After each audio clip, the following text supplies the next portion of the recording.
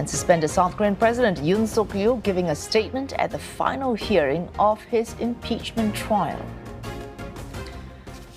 And with more on that, that story, breaking news from the top story of the day, South Korean leader Yoon Suk-yeol making his final plea to the court as he fights to hold on to his presidency. And we're back with CNA's Grace Shin. Grace, you were with us in the studio about 20 minutes ago. At that point, you said, all eyes now, or the question is, will President Yoon Suk-yeol apologize for that short-lived imposition of martial law in December last year?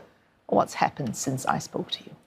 As we forecasted, eyes are on whether President Yoon would actually apologize to the public. And given that this is being live streamed even as we speak, and President Yoon is going on with his final closing statement, he did apologize. But we have to make clear that he didn't apologize for imposing the martial law. He instead apologized. He used the word apology 2 times today already by saying that he's apologetic for the public being surprised and thrown aback to why he had to. But then he reiterated that it was only constitutional and legitimate for him and some key aides, whether that be ex-defense minister Kim Yong-hyun, to be pulling out a martial law because, in fact, the state was in a state of emergency. And this is not new news, given the fact that throughout the hearings that have been happening from January onwards, Yoon's legal team have been reiterating the constitutional list of a president having executive power to do so.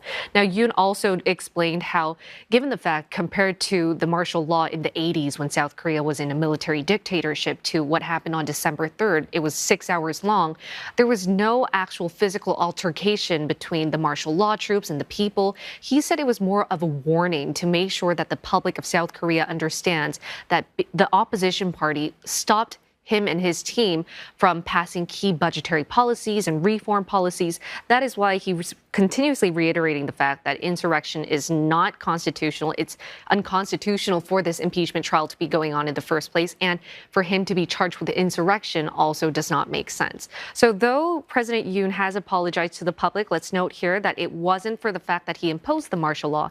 It was for the first time he apologized for surprising the people of South Korea.